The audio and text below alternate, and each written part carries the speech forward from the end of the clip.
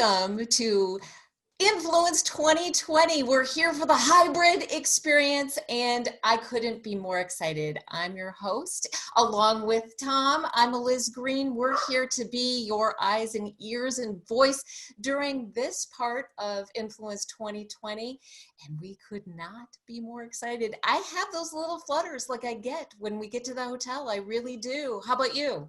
Yeah, no, I think it's great. We're kicking Influence off 3 months early, which means twice a week we get together with all of our friends, and we're going to pick up some great knowledge here on this these twice a week broadcasts. We get to have these meetings before the events, so we get to see what all of the speakers are going to do before you get to see it.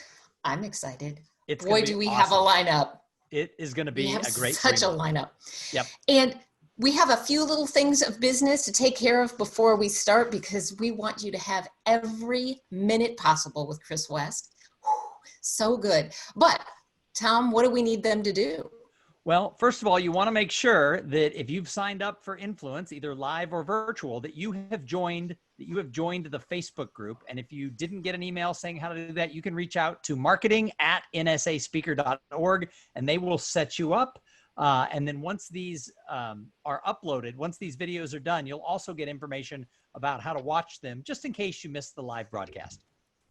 Well, because we all can't be here live every time, but isn't it great that these are being recorded? It's fantastic. Now, Tom, if people have questions along the way, and I'm pretty sure they're going to have questions along the way, how are they going to ask them tonight?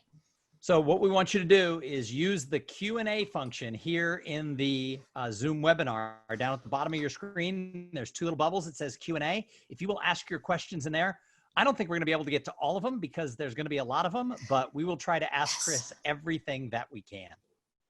Indeed, we will. And I have a feeling that if there are more questions along the way, if you join that Facebook group and are asking them in there, you probably might get your answer. So let's get started. Chris West is the owner of a company that builds distinctive, and this is very important, distinctive video reels and websites for professional speakers. And he is here to download some incredible information for you tonight. I want you to keep an ear out for what you could actually do with this information as we go along, because you're going to want to do some things. Chris West, welcome to Influence 2020. There he is, our first speaker for Influence 2020. Chris, welcome. Thank you. It's a lot of fun to pretend there was a curtain there and I just turned my camera off.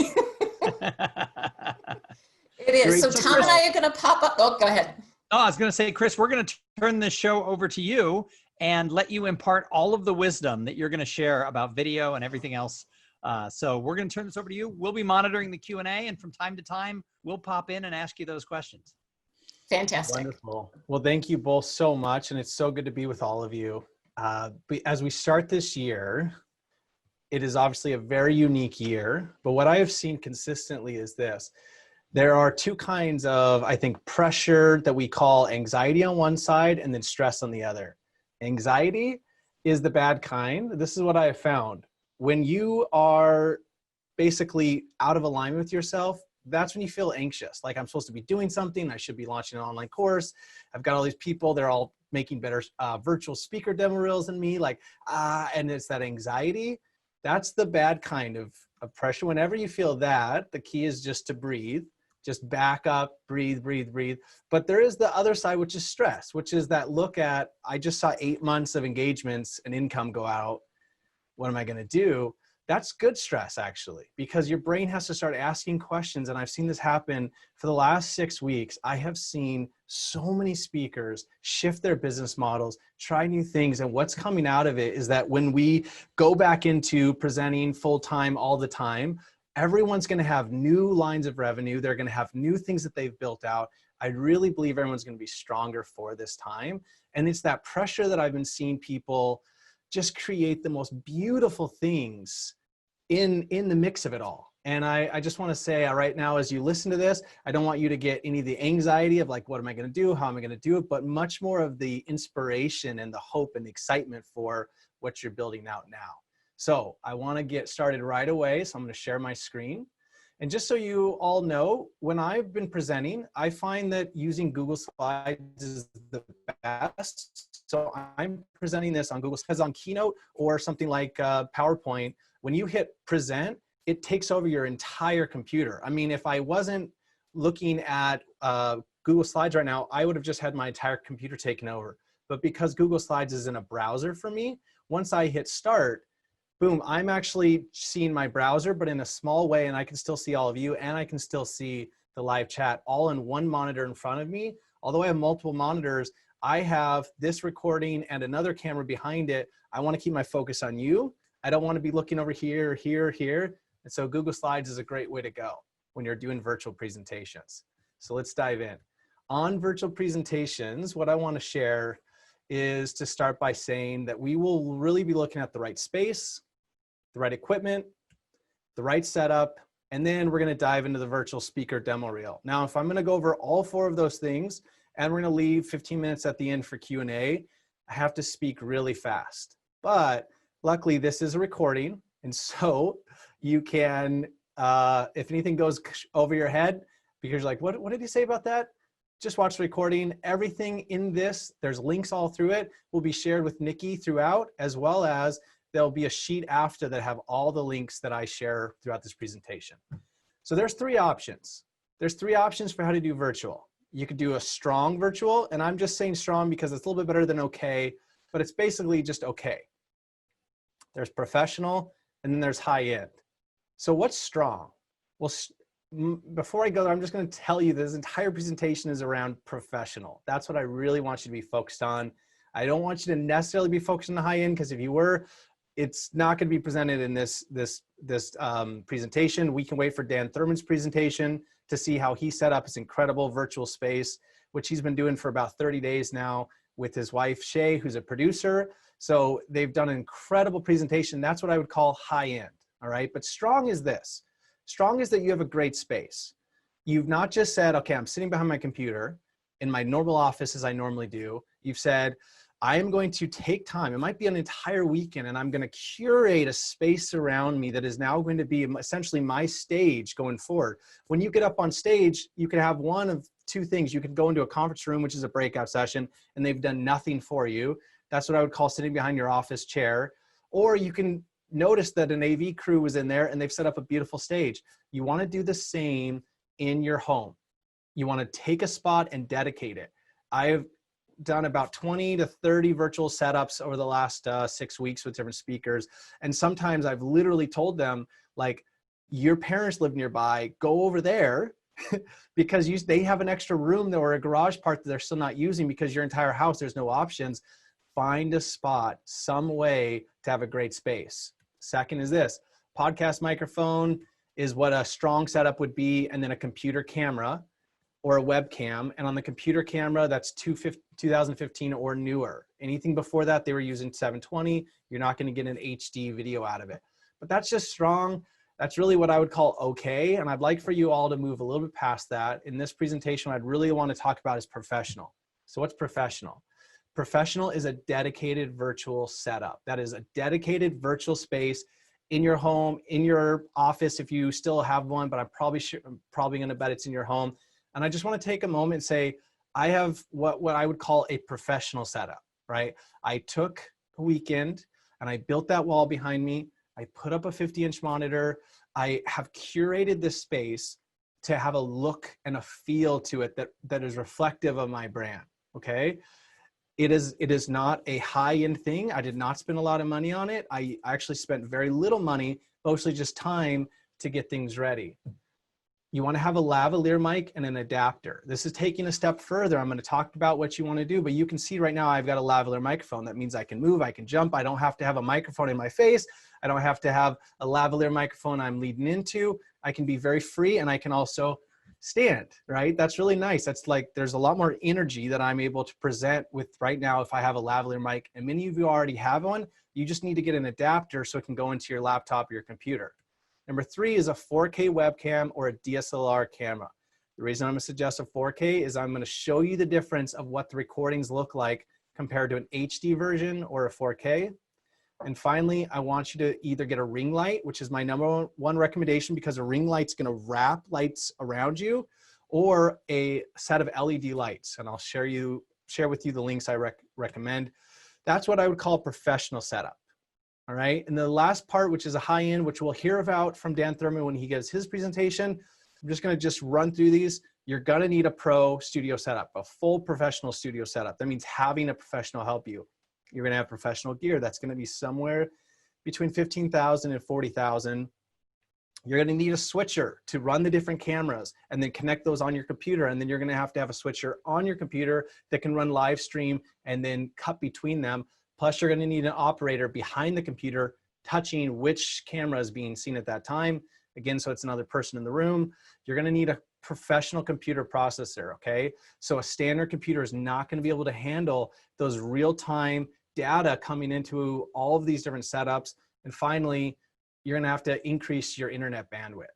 So there's a lot of reasons to say that doing the high end is not necessarily what you need to do. And the reason I'm so focused on professional is that I've seen over and over right now, so many clients, many of you who are proving this every day, who are absolutely killing it, serving your clients, having an incredible continuous income, if not more right now, because you've pivoted and you don't need some huge studio to do it. Go with the professional look, spend a little time and dedicate it. This is what I would call a professional look. This is Kendall Netmakers. It's his office. What has he done? He's put 2 LED lights on. He's put a 4K webcam onto his computer. He's got a little stand there, laptop stand, and he's got a stand-up tripod, basically laptop holder. That's it. Everything else in his office stayed the same, okay? But he's curated his backdrop and he's just added the lighting to make sure there's a way that he can present virtually. But he did not spend a lot of money. This is several $100s, maybe $300 total to get this set up. All right, that's what I call professional. I don't think you need to, go through the whole process, right? So continuing on, I want to go through Liz, do you have a question? Two things. We had a question about how you're sharing your slides, and people wanted to know if you knew that your desktop is showing and we're not seeing the slides full screen. Wow, see that? No, I didn't. There it goes, okay. Virtual. Thank you. And then, there you go. And then our other question related to the slides, and let me find that, is do you always share your slides in this format or do you change around how you do it? Yeah, so I will tell you guys this. There are many of you who are practicing going back and forth, really refining your process. You really need to be thinking about it. Next week or on Thursday, our next presentation is about the actual experiential side of it all. Right. I am not giving, because I'm not a professional speaker, a lot of these kinds of trainings right now, right? So when it comes to the interactivity side of it, I will tell you this. There are some of you who are dialing that in, and I think Brian's going to be an amazing resource for that on Thursday. I'm really focused on the technical side today, right? So I'm probably not going to answer that exactly. I will say in this situation, most of the time I decided people are going to really want the slides on this one, not my face. That's perfect. And you're right. Brian has some great stuff to serve up on Thursday. Thanks very much. Thank you. And thanks for pausing me and letting me know that I was not sharing my entire presentation. Yeah. Because essentially what we want to be doing is sharing this. Cool. So coming up after that, I want to talk about case studies. This is professional looks and sounds in a studio with case studies. So let's talk about Jessica and Justin, 2 examples from the past couple of weeks. So this was Jessica before. We were on Zoom. We were talking about a virtual setup. I said, can I take a quick screenshot? She said, sure. And she's like, I'm going to paint my wall this weekend. I'm going to get a few things set up. 2 days later, this was the setup. Okay, so 2 days went by. She had put up some white shelves. She had painted the wall dark gray. She had put up an artwork. She had moved the desk around, and she'd gone into a separate room and done this. All right, and you know what's really fun is that she's got a Peloton bike just off to the side. So just moved it off to the side, and just what the camera could see is what she did. Right? Who knows what's right over here? You guys have no idea. It could be a whole mess. But as long as what you're seeing is there works. And Justin and I were talking. He was on his Bluetooth headphones. He was just talking to me in the evening one night, his time, it's afternoon, my time. And he showed me around the office. I was like, that bookcase is amazing. A few days later, he'd bought this monitor. He'd bought the monitor stand. He's standing against his what would be the best spot in his office. He put some plants up, and he is doing his slides like a presentation back there so he can stay fully interactive with people, and the slides are off to the side of him, right? So the key with this is that if you want to use a monitor, you need to be more like Justin, not like me. Okay, so I'm close to you, and that monitor back there is about 10 feet away. It's really important is that with Justin, he's right next to the monitor. If you're going to use a monitor, which is a really good idea, what I'm going to recommend is that you have the monitor right next to you and you're not far. So if the monitor's here, right, you want to be standing right next to it, not way up here, but right next to it. That's the key with this. And that look and feel for Justin really, really worked. So that was the right space. Be thinking about the right space. The next up part is the right equipment. But Tom, Liz, we wanted to pause in between each one of these. Any questions at this point as we talk through this? Yeah, so there was one question where you were talking about the PowerPoint versus Google Slides. And Kevin O'Connor says he doesn't really understand what Google Slides is. And somebody else had asked, do you just build it in PowerPoint and upload it to Google Slides? So there was some confusion as to what is Google Slides.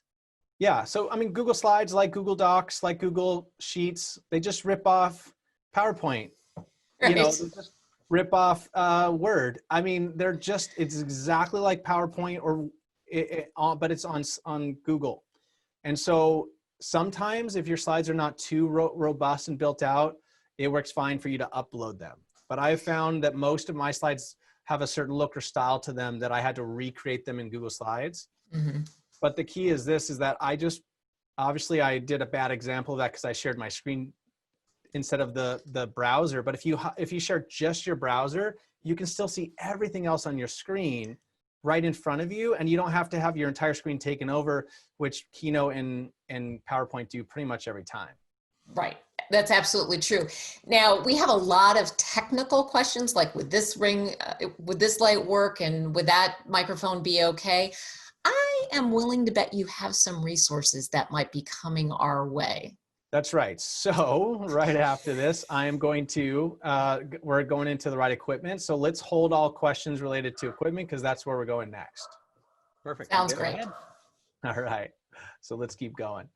So when it comes to the next part of all of this, what we're going to say is let's look at Jess's setup. All right. So what is Jess's setup? She did a ring light, which as we add these, Nikki's going to be adding links to this into the chat. But what I don't want you to do as you see these links come up is go off to Amazon and start trying to buy them, because you're going to be missing some really crucial stuff.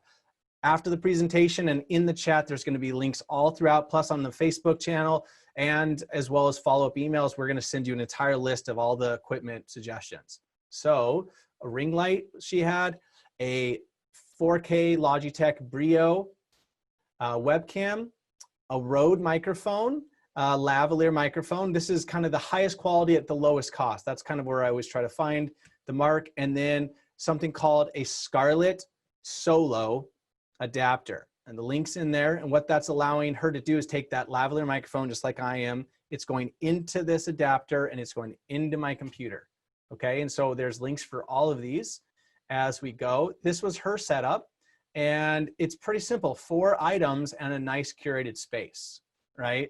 So Justin had a little bit more. He bought a monitor and a monitor stand to hold it right next to him. He had a Blue Yeti microphone and he said, do I need to spend another $300 on a lavalier microphone?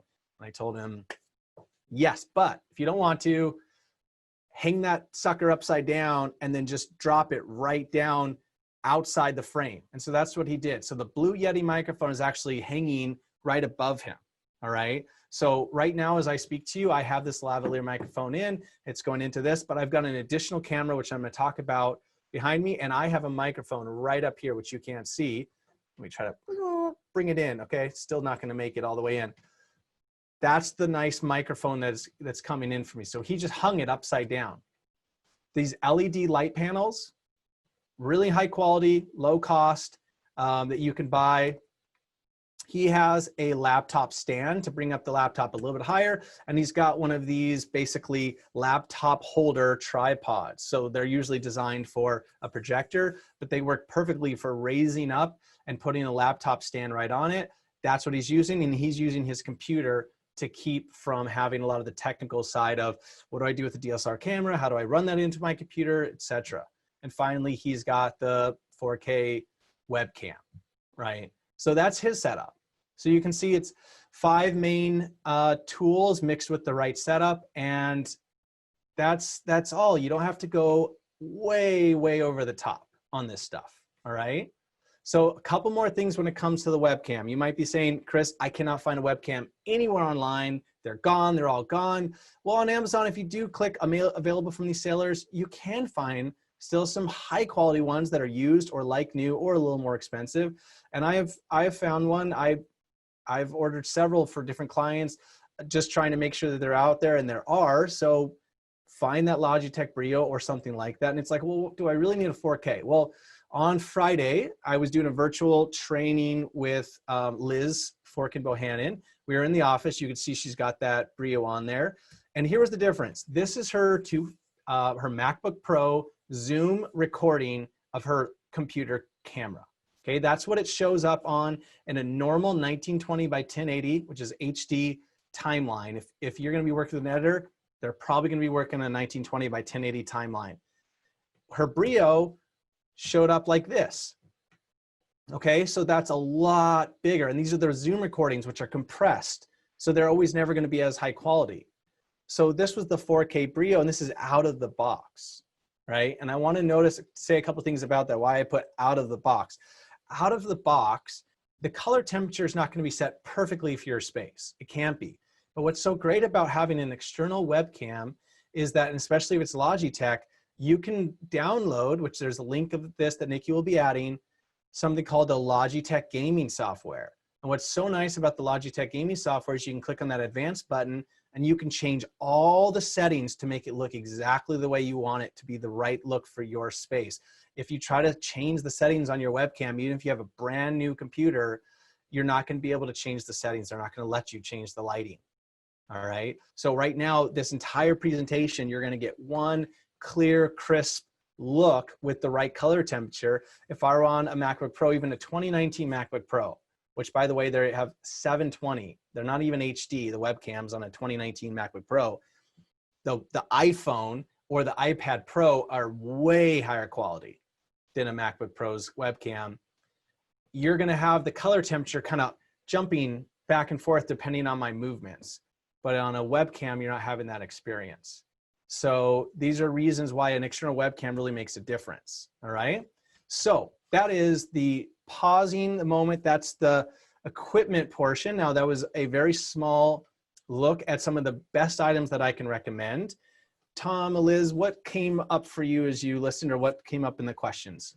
So one of the questions that came from Helen Turnbull was, can she use her Countryman microphone and That's a good one. be able to tie that into doing a virtual setup?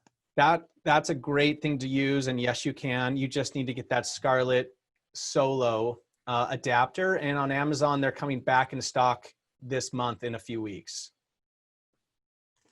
And then another person asked, I didn't write down the name on this one. Sorry. Another person asked, Amy Sagami. She said that her iPhone 8 is a 4K video camera. Is that something that she can use to do this? Yeah, Amy, we're going to talk about that next. There are several YouTube videos that will show you how to turn your iPhone into a webcam. You can totally do that. There's a software called OBS. Again, these are all things that I promise you, yes, we all have to get a little technical in this time and space, but you just YouTube everything. And there's going to be people who show you how to do it. Yes, you can turn your phone into a webcam is the easy yes answer, but we also want you to be using your phone for something else, which we're going to go to in a minute. And there was one other question kind of when you were starting, and I kind of maybe went to the first section, and that was about using the setup office kind of area, you know, where it's decorated versus using a green screen. What are your thoughts on that? Yeah, so Oh, that was a big sigh. the number one rule, there's two two don'ts. If you're doing this, these are the two don'ts to start right away. Number one, don't. And I'm sorry if this is going to make anyone feel like, oh, that's what I'm doing. It's okay. Don't do it. One, no Bluetooth. Okay. If you're using Bluetooth microphones for your digital space, the reason that I'm saying no is that the recording is going to sound terrible, and that it just pixelates your or digitalizes your voice. Okay. The second thing is that you don't want to do the virtual green screen. That virtual one on Zoom, it makes you look like a blob. You're just sort of floating around. It is not a professional look and feel for a high-end speaker brand. Okay, so just let that go. Create the space behind you. In terms of a green screen, yes, you can do it. And if it's a total personal preference, the reason the sigh is coming from me is just to tell you that when I see it, it always feels fake. And the number one rule that I would say for my brand is I never want fake. I never want anything related to fake associated with who I am as a person, who I show up as. And although people, that's not like, well, green screen's not fake. Well, whatever image you put behind you is not real. So that's my personal opinion. You could have 100% a different feel. And if you are having great luck and you're enjoying it, I mean, every Zoom salesperson has a green screen behind them. Zoom was made to be able to work really well with green screens. Most people love the look and feel and go for it. But my personal preference is say, this is a big deal. We're going to be doing this for months. And after live events start going again, it's still going to be something where in a proposal, you're going to say, do you want it to be virtual or live? Right. And so with that in mind, we have to create a space that we can do this and serve our clients well in our homes and have a great look and feel. One more, Kristen wanted to know, would you recommend, instead of having a monitor, having a second computer or a laptop to project your slides, if that's the way you want it to go? Absolutely. So yeah, we talked about that in the case study. You can have a monitor right behind you using your slides, as well as another monitor in front of you to be able to project your slides and share that screen instead. So yeah, 2 monitors is a really important part of this. I think she was saying you would, for example, be your face on Zoom and then a separate sign in for a different window in Zoom to be your slides. Yeah, it sounds like that would be open up a whole host of problems and issues that you might not want to get into, but try it. Hey, Chris, one more before we go on to your next section, because I think this ties right in. And somebody said, I wear glasses.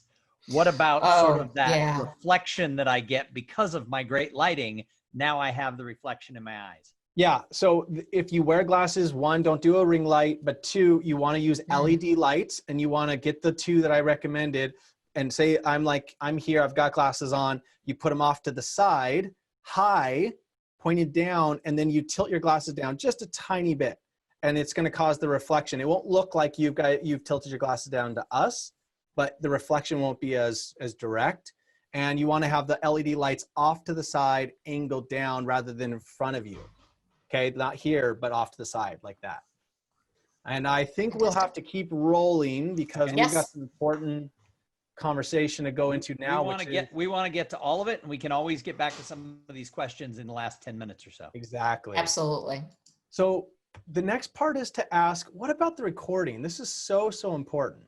And I'm going to make sure you guys can all see. Liz and Tom, you can confirm you're seeing the right screen, the right recording, correct?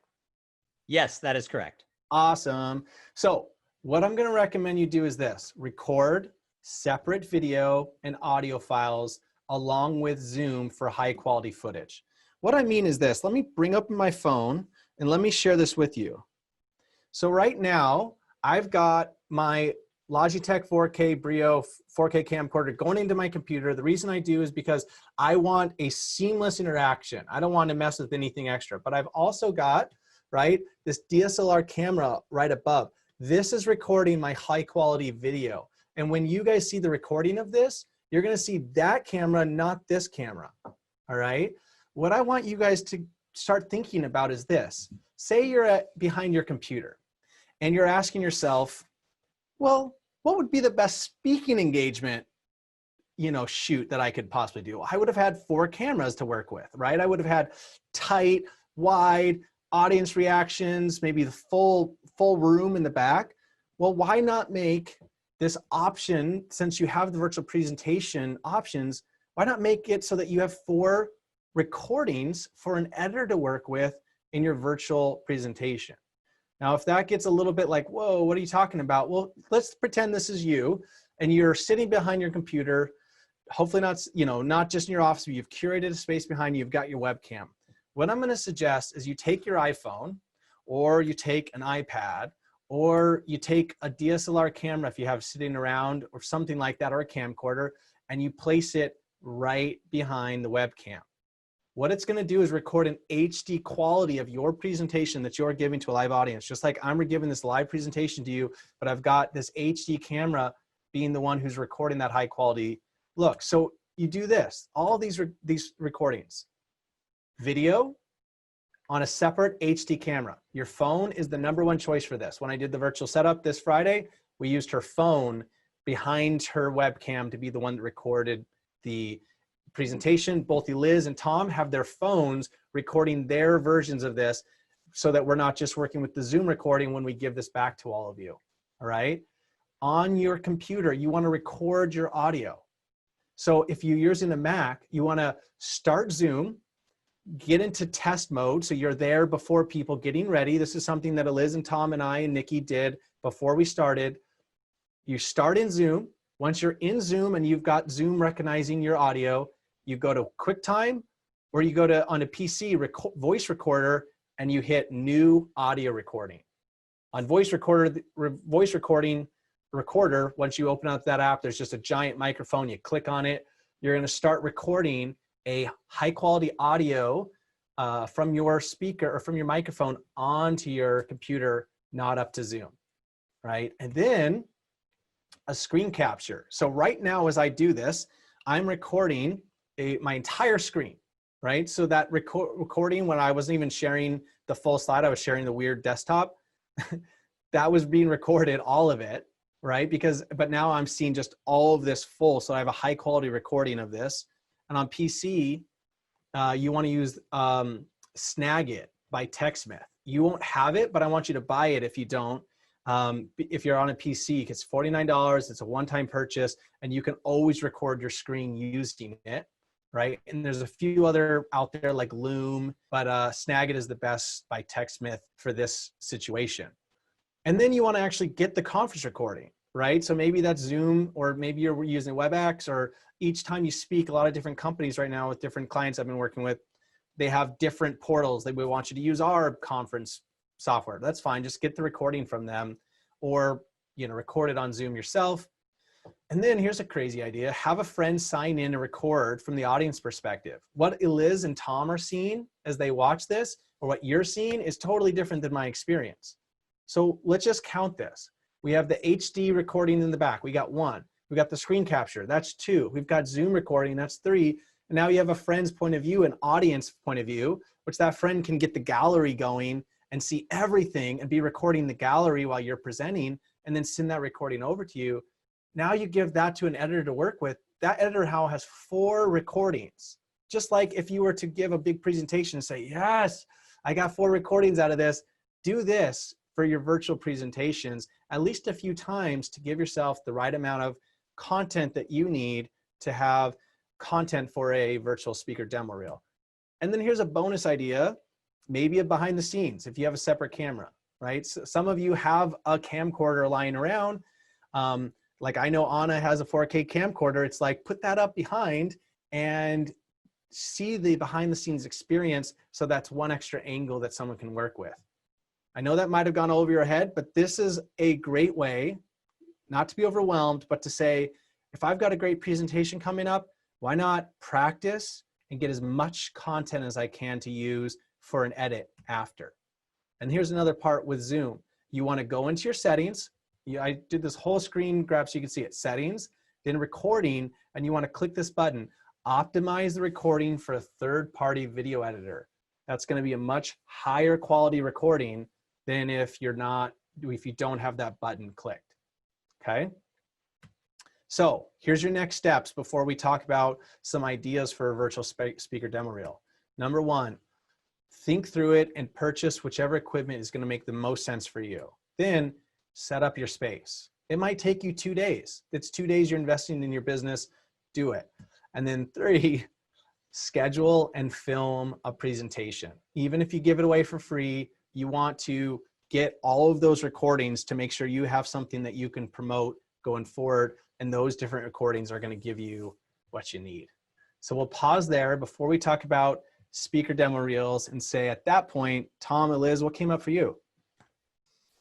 So there was a lot of really good questions coming in both through the chat and Yes. the Q&A. So I will go with a couple, then we'll let Eliz go with the couple that stood out to her. So the first two that kind of played to the same thing, one was from Lauren Schiffer, and she said, when you're talking about all this recording, does Audacity Audio do the same thing as what you were suggesting? Yeah. Yep. So that was her question. Well, and specifically though, she was asking about recording the audio. Yes. Right. Yeah. I can't speak directly for that, but I'm pretty sure it does. I'm almost positive it does. But then Rick Lozano said that when he looks at doing all these things for audio and video secondary recordings, the file size is huge. And so, you know, do we need to have files that big, and how do you manage all that? Yeah. I mean, I would say that if you're going to have your content edited, would you rather use a small, tiny Zoom recording that's all pixelated, or would you rather have an HD quality to work with? I mean, I don't know. If I'm making a video for someone, I'd rather have 4K footage to work with, even if the file sizes are huge. So, I mean, quality in this situation is way more important than file size and management. And you could do a shorter recording. You know, you could go for a shorter period of time, right? You don't need to do a whole hour. You could record little bits, use what you need, and go back. And that's what I was going to say, by the way, is we're going to talk about this in the next section, but you want to basically record one at least, but then do the same setup. Say I'm not presenting live to you, and now just set up your phone or your camcorder and just get a number of these going and get just the sound clips that you want. Right? So there are a couple of other questions. The first one is body placement in the frame. You know, how far up should we be? How far down? You know, we don't want to look like the, you know, sort of like I'm just here.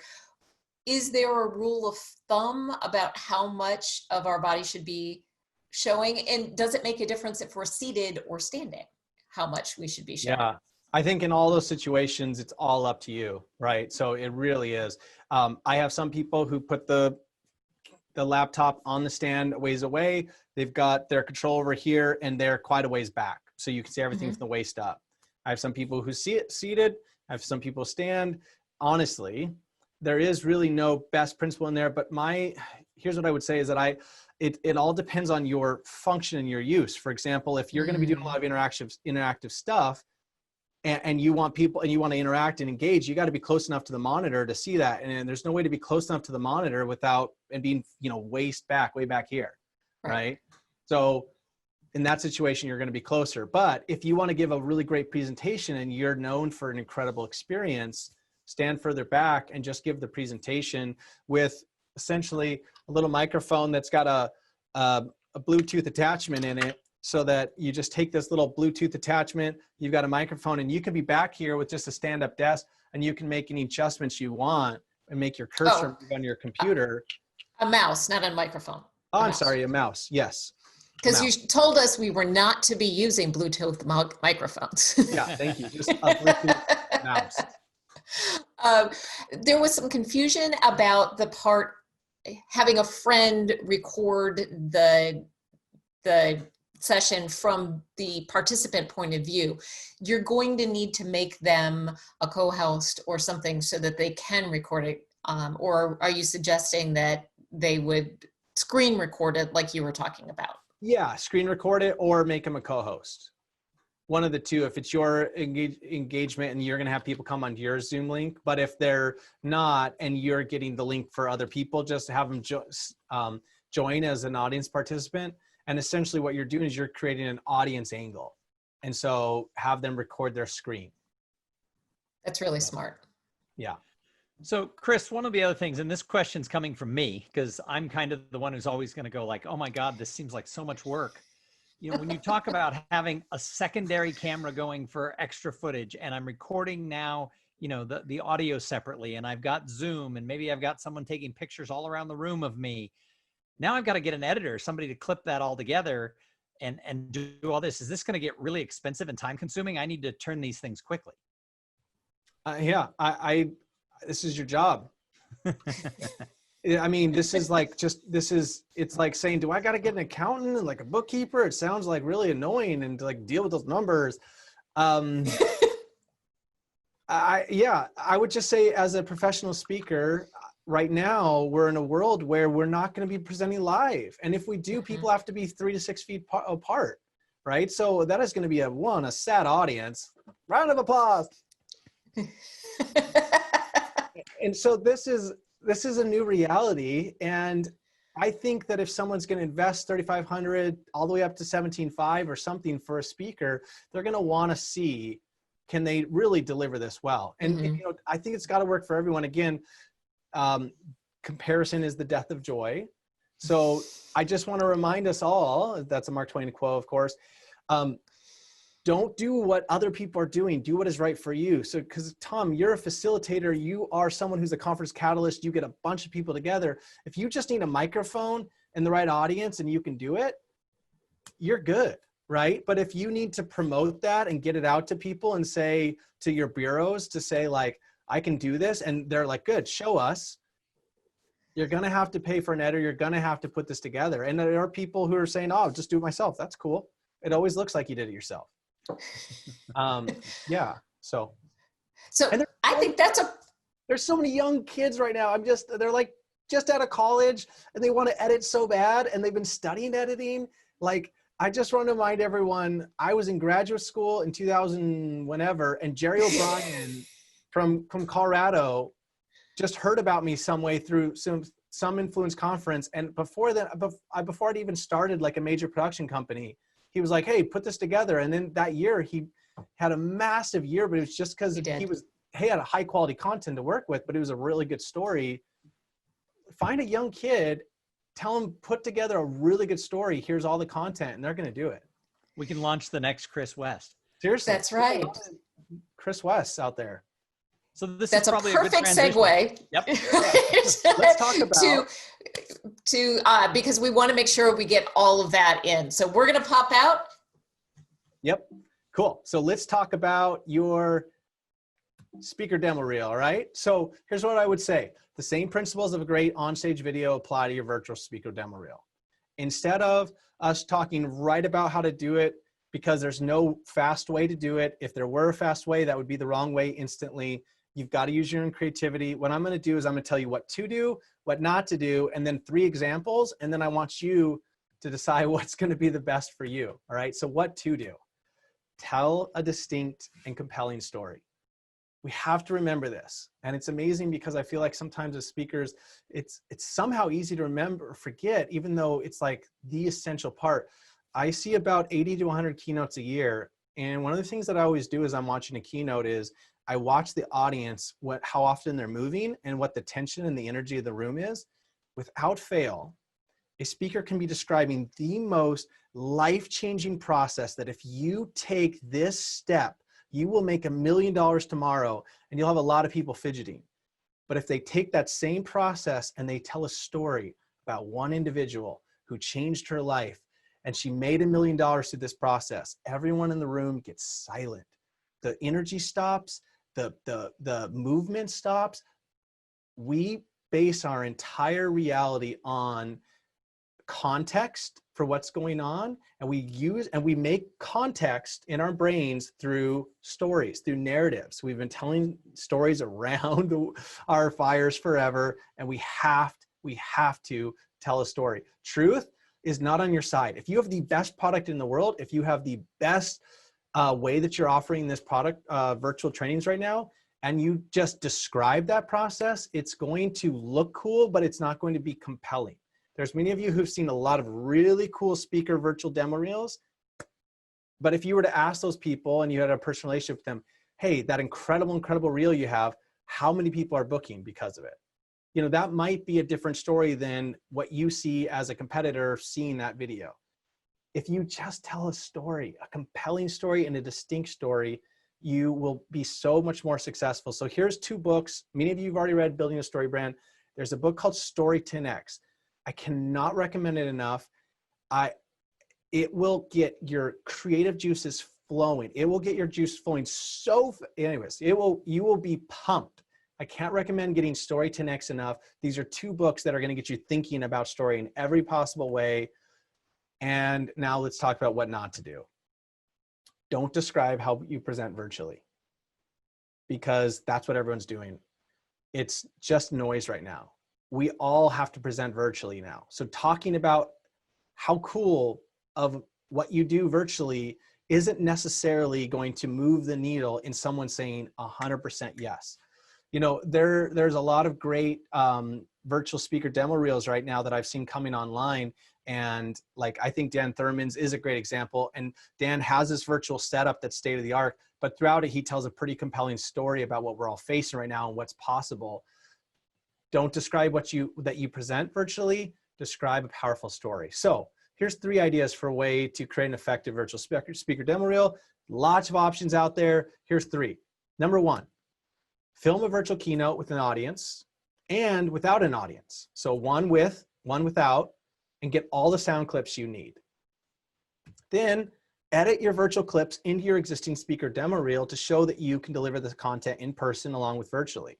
So maybe you already have a really strong speaker demo reel, and many of you already do. Just film the sound clips that you need, and then, you know, take out a section and put that section in as not a different stage, but as a virtual stage. And then finally, add 1 to 2 titles that describe the impact, whether it's live or virtually, that it's still going to have this incredible impact for your organization. That's option 1. That's a powerful way to do it. And it's going to be the most cost-effective, simple, and quick way to do it, which I think is going to be very, very effective for you. Number 2, and I think Vin Jang is a great example of this, so I wanted to use him as a story, is ask yourself, what distinct brand story is most relatable to what my audience is going through? So I want you to hear 2 things in that question. Number 1, brand story on my brand, right, is most relatable to what audience is going through. So Vin's virtual demo reel essentially is him telling the story of a guy named Val Valentino who basically disrupted the entire magician industry by giving away all their secrets. And he basically talks about how every magician had to innovate, had to come up with new ways of doing it. That is an incredible story that is right on brand. As he's telling the story, I want to hear about this Val Valentino character. And then he applies it to us and he says, we're like those magicians. We have to do it. And by the way, he is a magician, so it's right on brand. It's such a powerful story. So what story is most relatable to your audience and is unique to your brand? Okay. I'm doing a virtual demo reel for someone named Manly Feinberg right now. We're doing this idea of basically lead in the unknown, where for a rock climber, which he's a mountain climber, right in the middle of a wall, you're halfway up and you can't go back down and you don't know where to go. It's called the unknown. Like, that's the place that most leaders are today. So again, it's a story for what they're going through. Then write a script and tell this story through your virtual setup, or have a videographer come join you. So for example, I could use my virtual setup like this, tell this story to my audience, or bring a videographer in, ask him to stay 6 feet away and have him help me tell the story. And then focus on the story with the virtual setup as your setting, not the subject of the video. Too many people are saying, look what I can do virtually, and look at how I boom and boom. It's like, no, tell a great story and let the virtual setup be the setting, not the focus. And finally, rethink how you serve your clients and deliver presentations. All right. So an example is a client right now, Amir Ganad, that runs the Ganad group, incredible group. And he was doing these 5-part sessions for clients right now. So it's not a one training, it's 5-part session. So in order to promote that 5-part session, right, what we did is we wrote a script to describe the process, and then he told a story right in the middle of it. So he met them where they were. he told him a story of how he's been a part of 7 turnarounds, and he's been facing this exact experience over and over and over throughout his career. So there's the story part. Then he says, here's the process that we took to be incredibly successful in those moments. Tells the process. And then he says, I want you to have those same results. Let's connect for a strategy session. And that script outline is going to be shared in the links. It's at the very bottom of that sheet, Nikki. And you can click on the links when you get this PowerPoint after. It's called Virtual Presentation Script Template. It's just a template as a script that we did. Feel free to use that to write your own. All right. So with that, I'm going to just ask if there's questions and bring it back to you, Liz and Tom. So this has been great, Chris, and we're coming up on the top of the hour. We have about 9 minutes for all these questions, so we'll try to get to as many as we can. The first one somebody asked kind of right when you were starting all this stuff was somebody asked about should they have just the one studio area after you've set this up and decorated it, not a green screen? Should they have 2 so they're not always in front of the same place for every virtual thing they're doing? Or is one area enough? I think one branded area is enough. I mean, and another person could hear me say that and say, no, I'm going to do 2. I love Mark LeBlanc, as many of us know. He says there's more than 2 right answers. In this situation, whatever works for you, I'm going to tell you that every time you're going to see me, I'm going to be in this location.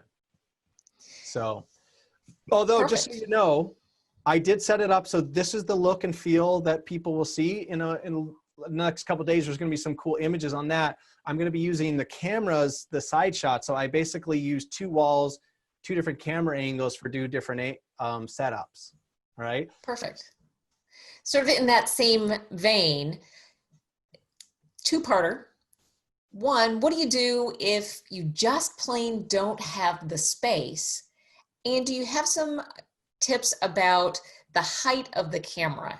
The comment is, it looked like you were talking to the audience, which is great. Do you have some ideas that can help us position that appropriately? Yeah, there are a lot of actual measurements out there that you can look up for standing desks and things like that, where they have diagrams for it. But I will say that obviously you want to be eye level. And too often what happens is that people are looking at their laptop, so they're looking up, or they don't have their laptop on the right stand, so they're not eye level. That's the number 1 rule, is be eye level. And then when it comes to what if we don't have enough space, in this situation, I'm telling you, you're not being creative enough. Because I know for a fact, maybe you have a garage, and there's a whole section of your garage where you have, just right now, you've got stuff piled.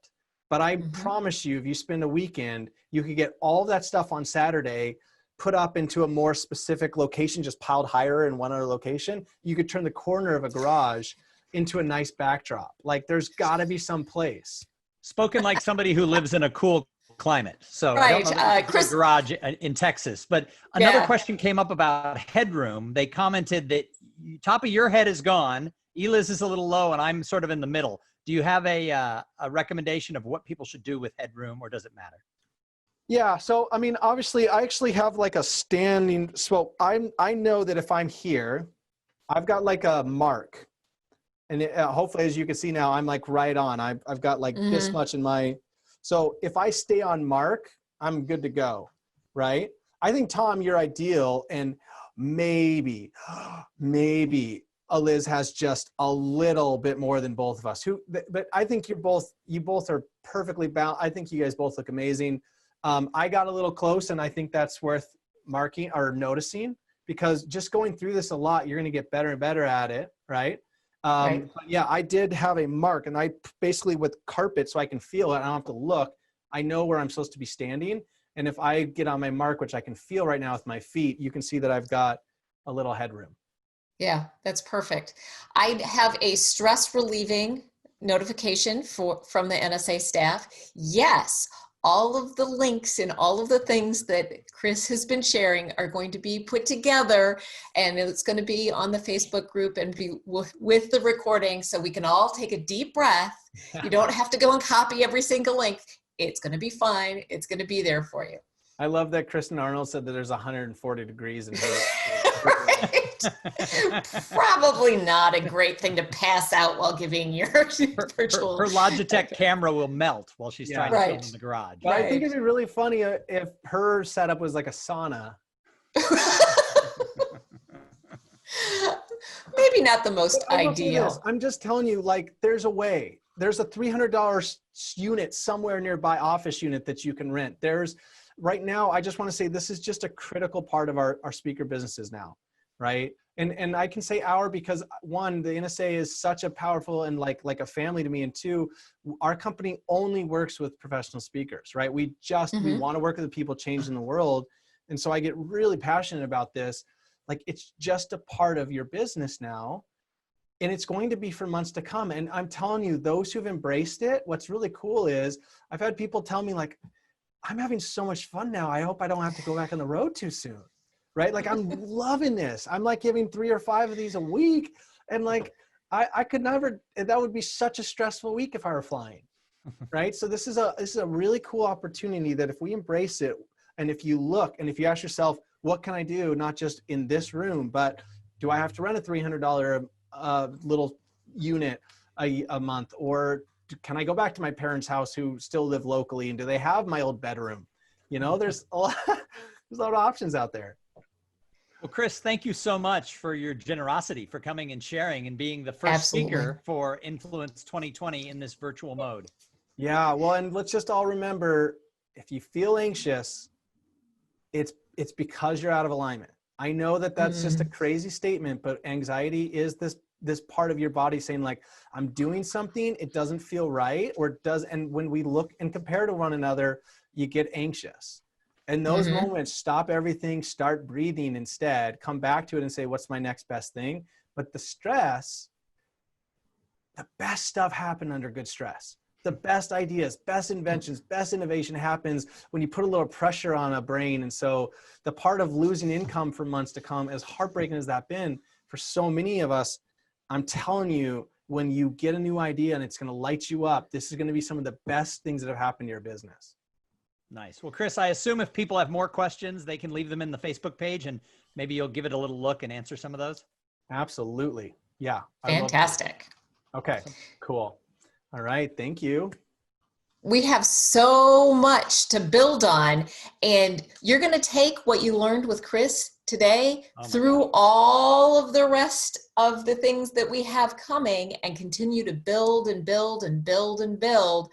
But you can't do that very well if you haven't joined the Facebook group yet. So make sure that you join the Influence 2020 Facebook group so that you can get all the juicy nuggets and continue to have the conversations. And be sure that you're planning to be here Thursday when Brian Fanzo is going to come and show us all kinds of, I would just call them fancy bells and whistles, that if you think Chris made you anxious about what you can do with video, just wait until Brian is here on Thursday. But he does make it very approachable. He does. He does indeed. It's going to be awesome. And make sure you're planning every Monday and Thursday all the way through the end of July. Now, Memorial Day week, we will do the Monday show on Tuesday. Correct, because we are all going to be celebrating in some point, actually taking a day off.